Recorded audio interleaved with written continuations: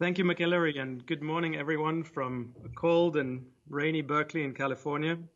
Um, like McEllery said, I'm a researcher at the Berkeley Institute for Data Science, where I spend a lot of my time developing open source software, specifically in the scientific Python ecosystem. Um, I'm currently very involved in Numpy and SIPI and still driving the scikit-image effort. Um, we currently have two grants, one from the Gordon Betty Moore Foundation and another from the Alfred P. Sloan Foundation to modernize NumPy for use in data science over the next decade. Otherwise, I spend some of my time doing research at the intersection of computation in various domains, such as astronomy, ecology, and material science. All right, so what I'd like to do today is to define scientific software, describe to you how I think that software is different from other types of software, discuss the social, mechanical, and scholarly discipline required for making it the best that can be, and then, yeah, we'll have some open discussion at the end. So I'd like to state up front that a lot of what I'm going to say is, these are generalizations, these are general guidelines, and of course, the context in which you develop and use your software determines to which extent these are applicable. So, yeah, please don't take my generalizations to be absolute distinctions. Right, so let me switch over to the slides here.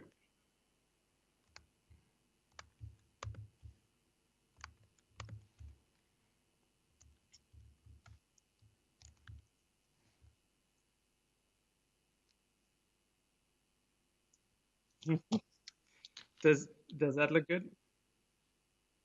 Okay, perfect.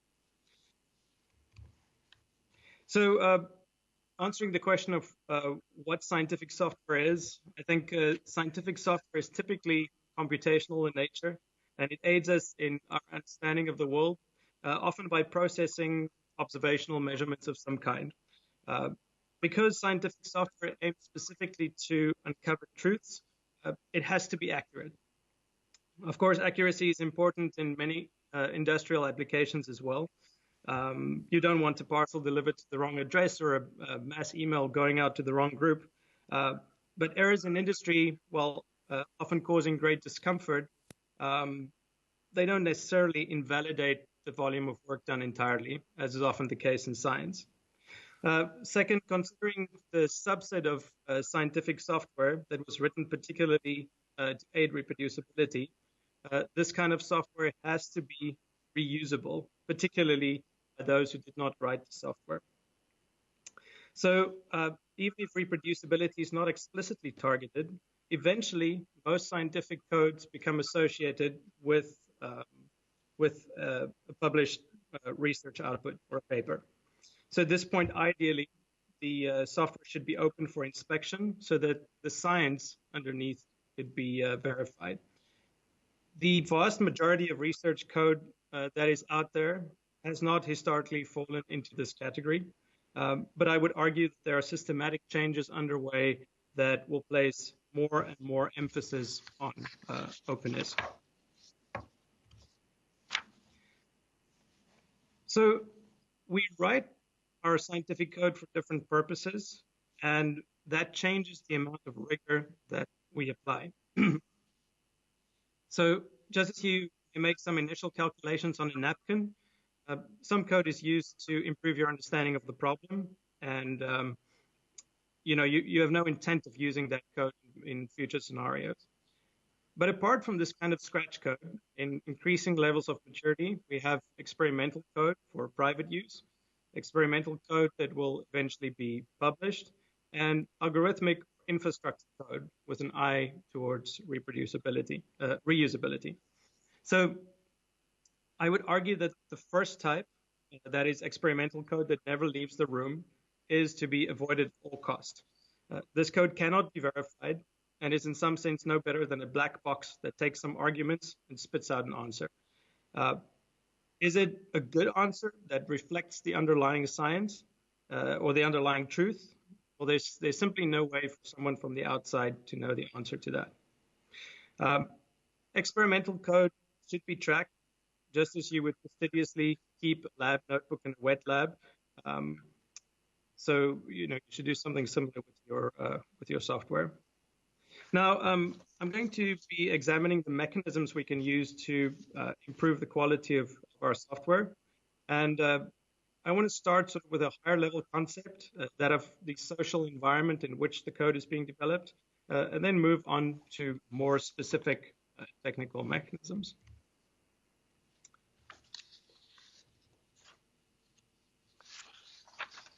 So I'll start by relating a personal story. So one day while I was a postdoc here at Berkeley's Helen Wills Neuroscience Institute, I walked into my office and there I found the DiPi team. That's a team that's developing the diffusion imaging in Python tool. And they were busy finalizing their new API that they had spent an entire day designing. So I happened to be working on almost identical software at the time, not realizing that my software covered very similar ground to theirs. So curious and excited about the prospect of being able to collaborate with them and leverage their work, I started asking them about their new design with my own use case in mind. And it very soon became clear that the software would not be able to do what I needed. So to that team's credit, they sat down with me after some, tired and exasperated looks, but they sat down with me for the rest of the weekend and refined the design until we had a general enough interface that addressed all of our needs. So for the next 2 years, I worked very closely with this team, helping them build out the package, and that software, which served sort of a niche in MRI, now has more than 250 citations. So the takeaway from that for me was that in this situation, an extra pair of eyes made a big difference to the usefulness of the software. And because of the newly discovered synergy, the development team grew, which in turn led to many further hours of productive collaboration. So there is a large and ever-growing volume of work that shows the advantage of group work. For example, about an April 2006 article in the Journal of Personality and Social Psychology, author Patrick Laughlin from the University of Illinois says the following. We found that groups of size 3, 4, and 5 outperformed the best individuals and attribute this performance to the ability of people to work together to generate and adopt correct responses, reject erroneous responses, and effectively process information. So this emphasizes the quality of work that people in a team can do. Other similar experiments compare, for example, how student teams can outperform their professors when you form teams of 4, 5, 6 students. So not all teams work well together, and for a team to work well, it has to have certain qualities such as the right size, the right culture. Jeff Sutherland, whom you might know is the co-author of Scrum and of the Agile Manifesto, stated in 2017 that he believed to be the optimal team size to be 5. But he continued to observe something remarkable, that while individual programmers have efficiencies that differ with ratios of as much as 1 to 10, the differences can be orders of magnitude larger when it comes to teams. So in 2012, Google launched Project Aristotle, and their goal was to determine what makes good teams successful. So one of their key findings was that group norms are a key to success. So in other words, it makes a difference when team members feel comfortable enough to take risks, to make mistakes, and to voice their opinions in a team. So there are also some more straightforward links between teams and better work. For example, you might suspect that 2 pairs of eyes are better than 1. So you can help one another find flaws in your code by doing code review. For open source libraries and for many industrial applications, it's quite common in code review to have on the orders of tens and sometimes even hundreds of comments stream in on code changes. As illustrated by the story I told you before about my postdoc in the neuroscience lab, your software is likely to have better appeal when it is developed by a team.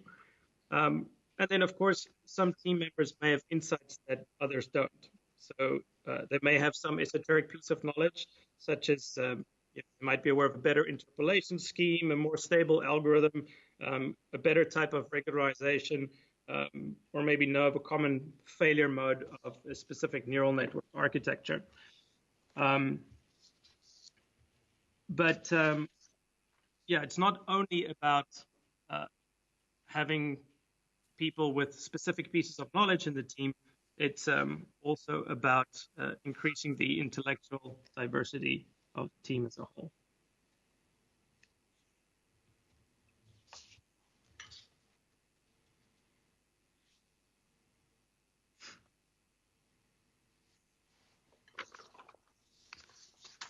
Excuse me for a second.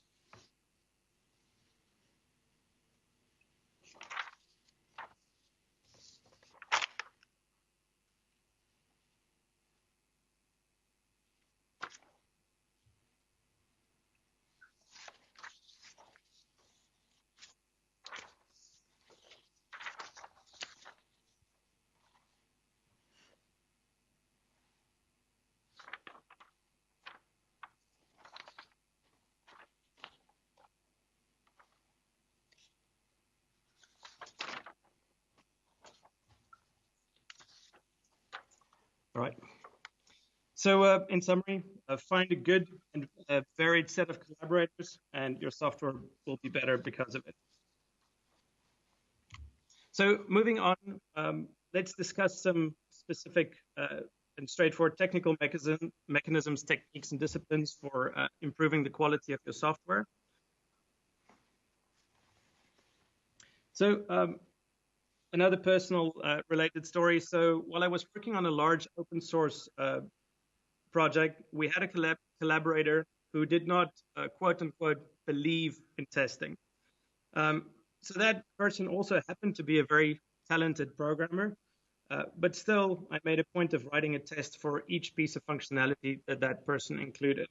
Invariably, almost every single change, almost every single contribution they made performed incorrectly on some corner case of our data. So at this point, I already knew that almost all the code I wrote was flawed in some way, but and that it was only improved through some iterative adjustment. But it was a total eye-opener to me to realize that the best of programmers still make mistakes, and they do so frequently. So just like you drive a car, you've got certain blind spots while programming, and just like you check the blind spots while driving, there are techniques and mechanisms you can use to make the software you develop safer. So let me highlight a few of those, and you see them listed in front of you as well. The first is test your software. So at a very minimum, your software has to run. It has to run frequently. This does not guarantee correct results, of course, but at least it allows you to go back and rerun earlier steps of your analysis as needed. Be surprised how many researchers are stuck in a situation where they simply cannot explore new ideas because parts of their pipelines are stuck in unrunnable states. This is bad news. It's bad news for the research, bad for reproducibility, and bad for any paper that relies on these stagnant results. So ideally, your code will not only be run, but it will be tested thoroughly. So while or immediately after writing the code, you will examine the corner cases of the data and generate by hand, if needed, some test cases and compare the output against pre-calculated results. So the formula is fairly simple. If I execute my function f on a certain predetermined data x, how do I get the y that I expect? So I'll make a note here about the Jupyter Notebook, which I think is a wonderful piece of software and useful in many situations. But I want to raise a bit of a warning flag here that around using Jupyter Notebooks for serious science. So they can be tested, but it is hard, and the mechanisms are not always widely available. They also encourage the use of certain less optimal coding practices, such as using global state instead of functions. And as such, I strongly discourage my students from using them other than for scratch experiments or as a byproduct of research to allow others to explore the data and the results. So yeah, to automate your tests, you may make use of online platforms such as Travis CI. I know Microsoft has recently released Azure Pipelines. And for Windows, there's AppWare. There are several other solutions available out there. Perhaps I can show you quickly. I'm sure many of you have used continuous integration systems before, but just to give you an idea of how it looks. So this is a pull request on scipit image, and you can see that there's the patch. So some changes made, some code updated. Here's the discussion that the reviewers have had. And then as you go towards the end of the pull request, you see here that it says all checks have passed. Now, if you look what's going on here, we've got code coverage running, which means it's ensuring that we are covering all of the added code with some tests. But here's our Travis CI run. So if you click there, you see that that specific code change that the developer tried to contribute was tested on all the following platforms. So we've got a few Mac OS instances, and then various Linux machines running Python 3.5, 3.6, 3.7 under various conditions. And if I click on any of these, you will see a Docker image booting up, executing a set of instructions. And in there somewhere, we should see the test suite running. So there you can see it says collected 5,618 tests, and it proceeds to execute those tests. And if they all execute correctly, then we get that check mark on GitHub over here. And that tells the reviewers then that they at least do not have to be concerned that the contribution breaks any of the existing tests. And then, of course, they have to make sure that new tests are added for any new functionality.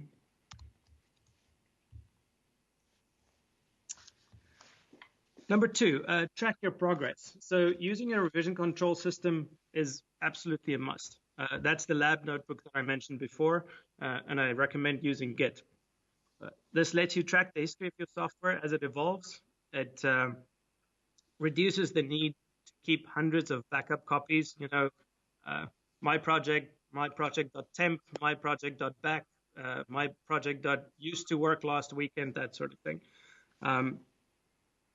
So yeah, we see this as our lab notebook equivalent for our software. And once you start using revision control, you never have to worry about losing code again.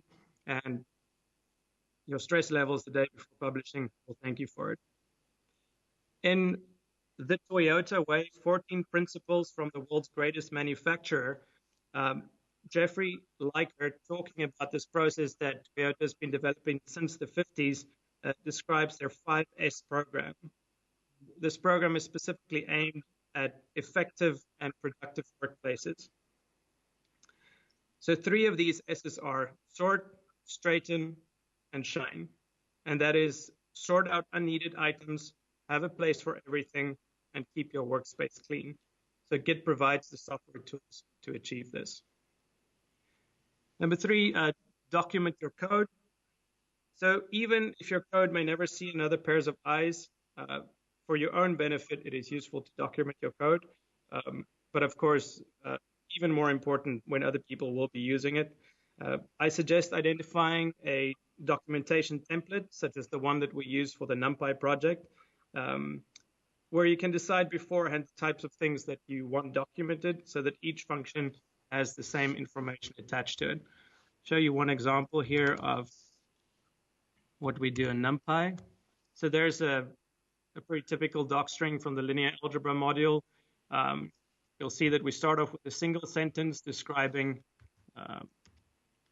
what the function does, slightly longer expansion of that sentence.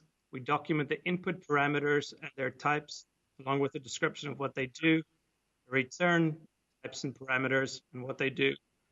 Errors raised, we've got implementation notes, academic references, and some code usage examples.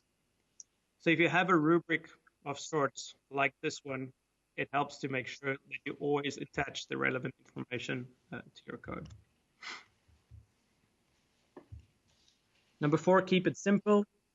So I think we're all familiar with that moment where you're like, huzzah, you know, you've got 10 lines of code, you just condensed it into one very fancy line of code. You think at that moment, it's a divine piece of art, it's beautiful, it's compact, and yet your future self probably not understand that single line of code. So I don't know where the following idea originated, but Robert Martin states it quite well in his book, Clean Code. He says, indeed, the ratio of time spent reading versus writing code is well over 10 to 1.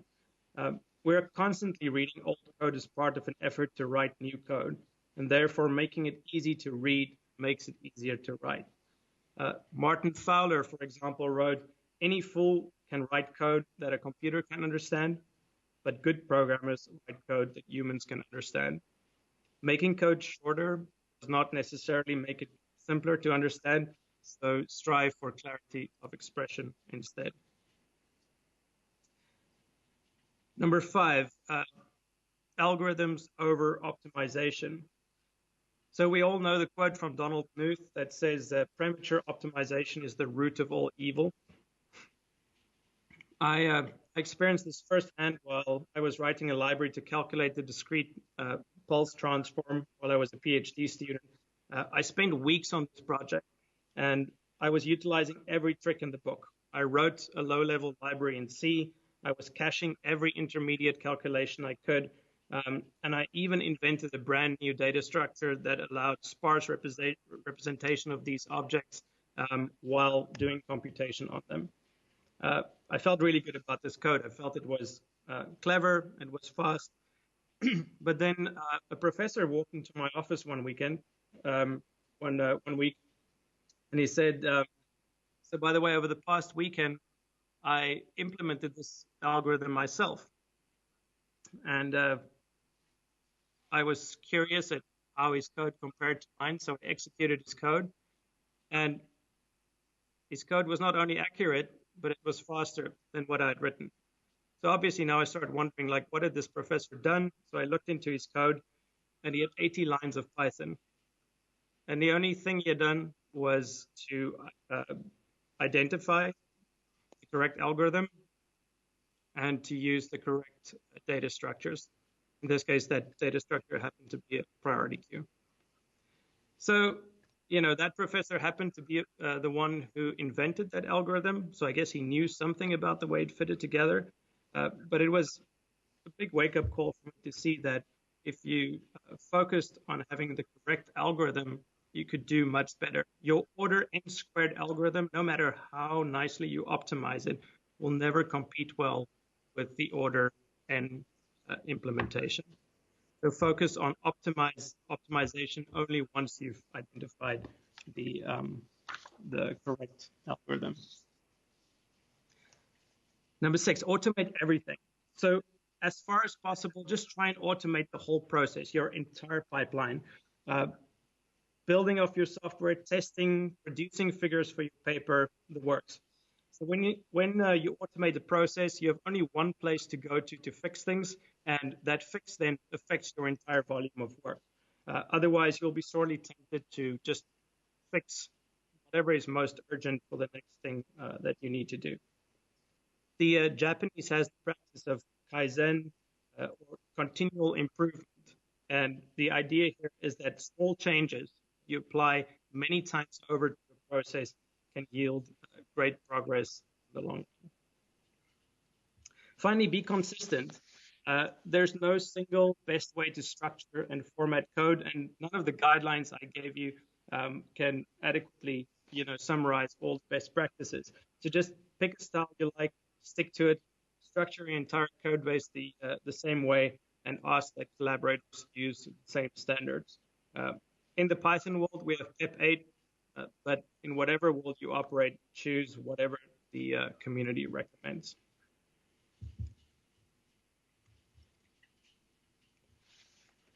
So, I mentioned earlier that eventually most scientific software gets attached to some scholarly publication. And I would like to argue that your scientific code will be better if it gets made public. And the reason here is because if you know that your code is going to become published, you will certainly take better care of its construction, its documentation, and its testing. No one wants to have other people look at their poor quality code. So there are several ways to make your code public. You can publish your code on GitHub or similar. That's the avenue I would recommend, if at all possible. This also allows external developers to not only clone, reuse your code, perhaps modify it for different purposes, but they could contribute changes back to the code if they were to spot errors. And it also gives a very nice public log of the evolution of your science. But if that is not an option in your situation, a copy of the software can be uploaded to a public repository at the point of publication, and you can receive a digital object identifier for it, or a DOI. And that is essentially a snapshot of the software that shows how it looked at one specific point in time. Maybe I can show you what typical paper release looks like. Yeah, so this is a collaborator of mine that released a paper on autoencoders for representing irregular time series measurements. And you can see, so this person did make the code available on GitHub, but they also published it on Zenodo and got a DOI. So when you click on this DOI, you get one snapshot specific version of the code as it was the moment the paper was published.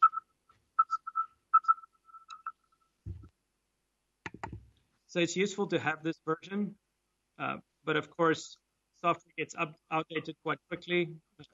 Code can suffer from bit drop. So it's good to go back and update the software so that people can hopefully run your experiment months or even years after you publish the paper. A third option, one that we used to exercise all the time, but that doesn't make nearly as much sense now, is to simply upload a tarball of the software to your website. But with GitHub and other avenues such as Zenodo, that doesn't seem to make as much sense. But whatever medium you use, please attach a license to your software, because there is some conception out there that if you don't have a license attached to your software, everyone can use it. And in reality, the situation is quite the opposite.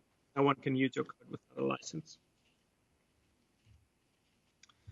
So in conclusion, I'd like to say, just summarize that scientific software has the potential to change our understanding of the world. Discoveries, however, depend on accurate results, which are much more likely to arise from high quality software. So we suggest that you write your software in teams. It's not only more fun, but it's likely to be more widely usable. And at a minimum, at least ensure that your code is tested and documented. Aim for reusability and then publish your work. It will make the work more transparent and it will make your code better. So thank you for taking the time to listen. I'd be happy to take any questions now, although I think it may actually be more interesting to hear stories that you have, lessons that you learned in the trenches or experiences you've had developing your own software. So yeah, I'll hand over back to McEllery.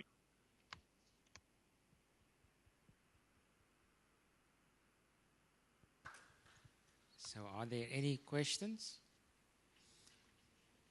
Oh, we have one there. Maybe I should give you the mic.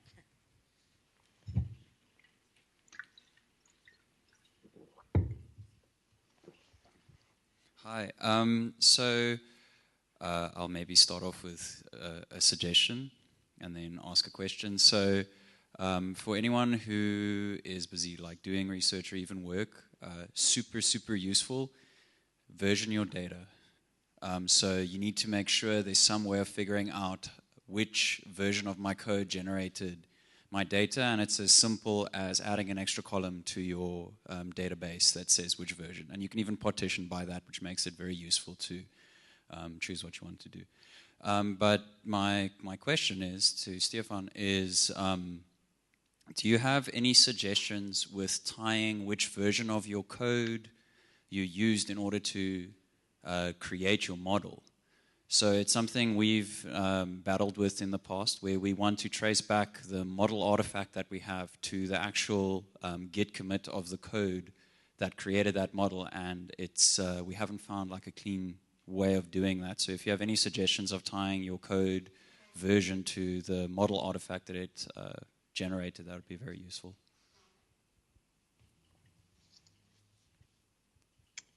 McGillery, do you mind repeating the question for me? Okay, let me try. So the question is, if you write code and you have it generates a model artifact, then the question is there a nice and neat way to keep track of the versioning of the models and the code that actually generate those models? Did that right? Yeah, so provenance tracking is one of the big challenges that still remain out there. I'm not aware of very good solutions to this specific problem. There are many workflow engines that have been written, and each workflow engine seems to, in the end, specialize to a very specific application. So we haven't seen too many of those of general nature that are very useful. I think I briefly, if I heard correctly, you mentioned, just printing the version or having some mechanism of saving it into the file. Storing as much metadata you can at every individual run is useful. The other option is to have a process whereby every time you make an experiment, you do so through a specified through a very specific mechanism. So you'll have, for example, a script that does something like run the code, store the associated metadata and software versions, snapshot all of that, and commit it to a Git repository. And then you commit to only running your experiments through this interface. And there are softwares that help you to facilitate that sort of thing. But yes, it's an interesting problem, and I'd love to know if people have good solutions to it.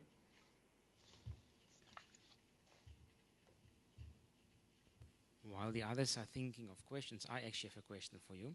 So in industry, nowadays you get lots of industrial researchers, and I think that's been common. And when they write code, it could be that research code that they write is actually referring to some proprietary code that they use in-house, yet they get some interesting results, and that is published.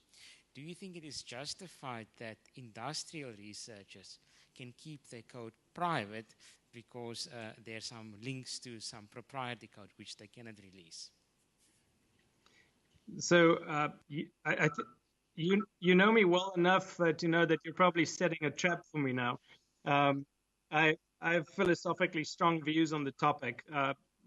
Personally, I feel that public dissemination requires the ability to examine that published work fully, look at the whole stack that produced that work. I guess the question that comes up is sort of a practical one. When we look at how many scientific publications are reproducible, it turns out that the number is shockingly low. In neuroscience, numbers along the lines of 20% have been mentioned.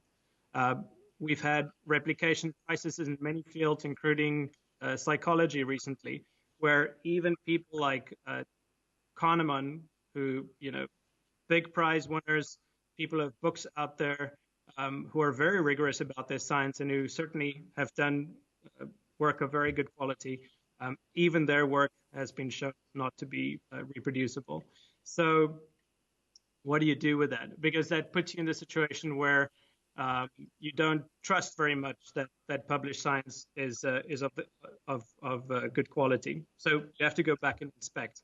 And the only way to inspect is to look at the code, look at the data, look at everything that produced the result. Otherwise, you just have a result. It's just a claim, and the claim cannot be backed with with evidence. So yeah, I don't know. It's a difficult position. I don't want to say that you should not make a contribution because you cannot open up your data, but it is an unfortunate situation. Yeah. There's a question there at the back.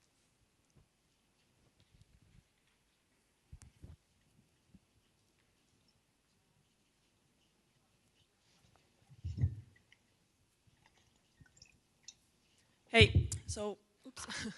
Thanks for the great talk. In other fields of computer science, when authors submit papers to conferences, there's an extra phase of reviewing where the reviewers need to look at the artifacts submitted with the paper and check whether it is reusable, reproducible, and whether the data actually, and whether the obtained data actually matches the claim in the paper. Do you think it would make sense to introduce that in machine learning conferences?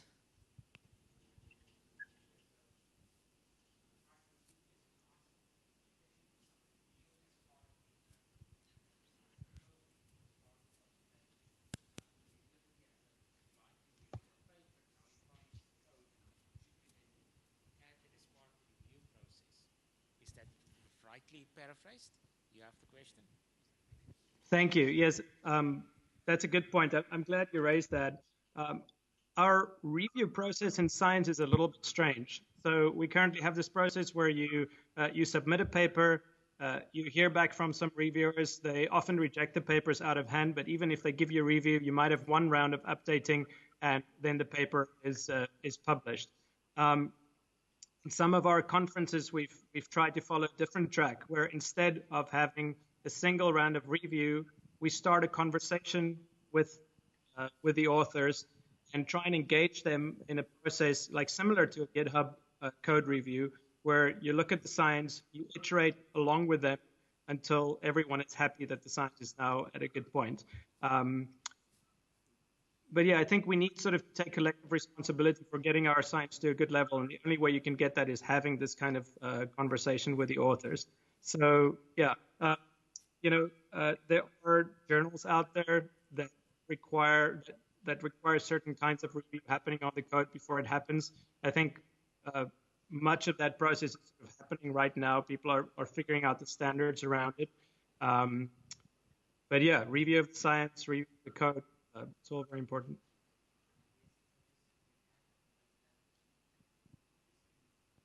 Question, since you think with a typical paper, there's a double-blind review taking place.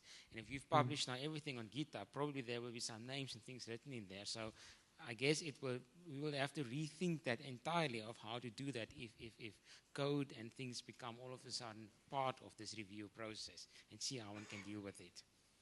Maybe. Yeah, so the notion of a double-blind review is often not what happens in reality. It's not like you're auditioning for the New York Symphony and you can play your instrument behind a curtain. Like, everyone knows the players in the scene.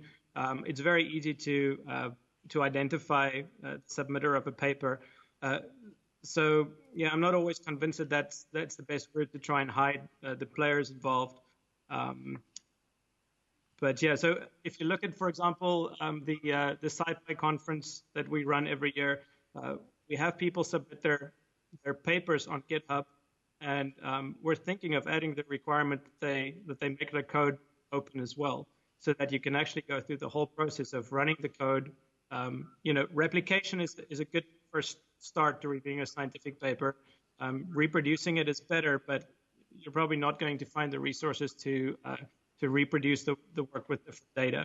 But at least being able to run the code, replicate the results, and then talk to the authors, because the authors put into the paper what they think people want to hear, but a lot of time that does not include the mundane details of how the data set was acquired or polished or cleaned up, and only through trying to reproduce the paper do you really uncover what those weaknesses are.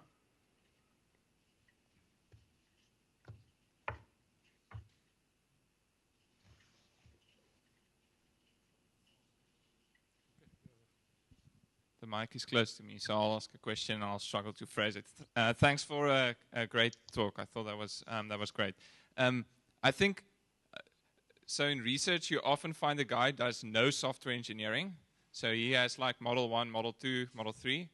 And then they are sometimes like, okay, I'll do software engineering now. And then they go the extreme opposite end, where they read all these pragmatic programming books. They go crazy, right? And then they can't actually produce any code because they're doing software engineering all the time. And specifically in research, where a lot of us are not working on scikit-learn, committing code, we're kind of somewhere in the middle, where actually our code has probably quite a short lifetime. Do you think there's a danger of over software engineering? Or are there tips that maybe we as researchers should not, when we read pragmatic programmer or clean code, should not listen to kind of speed up that process? I hope I phrased that in some way. Did you hear the question? I think so. Could you just summarize? So the summary is if you're on a research project, there's a diverse set of people working in it, and there could be some hardcore software engineers, and the thing is that they might end up over software engineering the project, and the question is actually, can that happen? That you almost over abstract and over complicate this thing by designing it so well. Specifically for researchers. But I guess that also goes for industry code. Yeah. A little bit of knowledge is dangerous. And I think many of us, when we first heard about, for example, object-oriented programming, got very much carried away. And I think I tried to make this point earlier on, but keeping things simple is absolutely essential for having good scientific software collaboration. I mentioned like these one-liners that people try to construct that does everything, but of course it goes much further than that. Instead of having like, using some fancy data structure, fancy construct, it's often better to just use a construct so that everyone on the team can follow along. And unless it has some, very detrimental effect on the performance, that's often the route to go. Now, so there's the element around software design where I would argue, stick to functions, avoid classes wherever you can, just keep things very simple. But then you also mentioned the software engineering side. So once you start having this massive system around the software, that sends off the code to a continuous integration server, and all these things happen, is it hard, to teach your collaborators how to engage on that project? So again, I would say that everything you do should be in service of making the project easier to use and easier to contribute to. So the idea of continuous integration is to run the tests on other people's behalf so that they don't have to do it themselves. But it's important the way in which you get those systems to report back. Ideally, a contributor who just wants to make a small fix, while you may have to teach them some revision control, I think that's kind of unavoidable. That should kind of be the minimum thing that you need to teach them. And everything else, they should be able to contribute by example. On bigger projects, we do a lot of work on writing things up in contributor guidelines. You obviously don't want to do that for every scientific collaboration. But I think there's some, evident value in educating your collaborators on a basic set of effective tools. So yeah, you can't get away from it entirely, but I would argue to keeping things simple while trying to make this effective.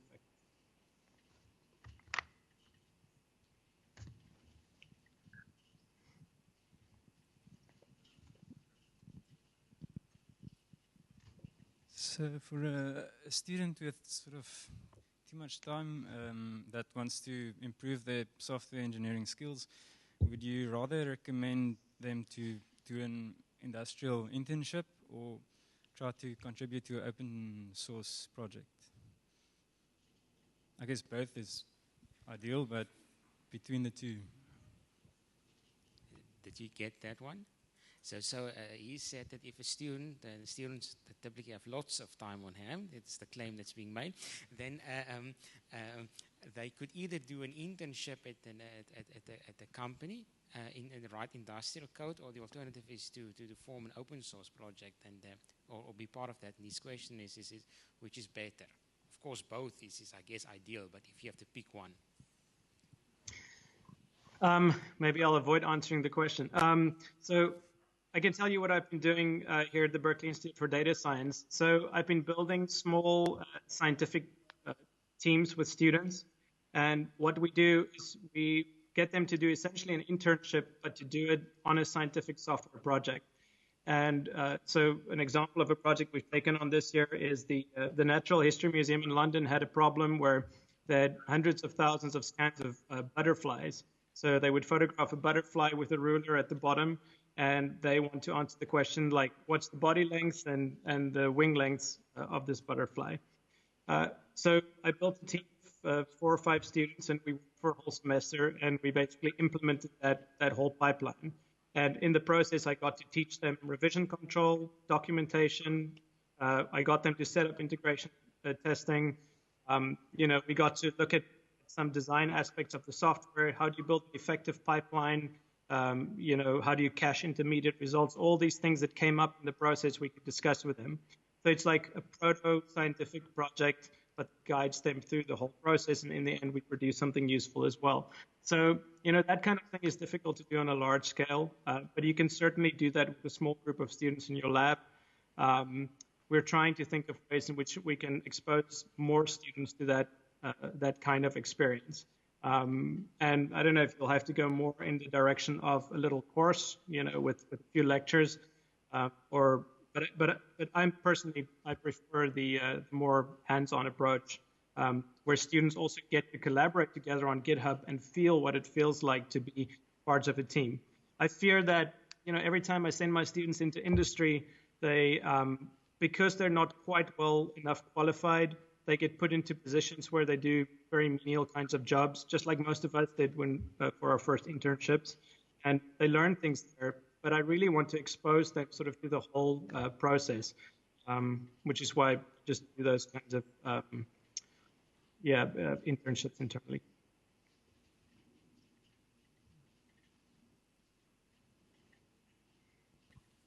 It looks like we have all the questions, so let's thank, before we thank him, so thank you very much. Before you do an applause or something, what I will do is I will turn the laptop around and let you just see the audience a little bit around. There's a lot of wires here, so I might break something in the process in which everything will go blank, but then you should know everything is fine. We still have ESCOM producing power, at least today. But thank you very much for this. We appreciate this, and I think we've all learned a lot. So I'll turn this around. Thanks. Thank you very much for listening.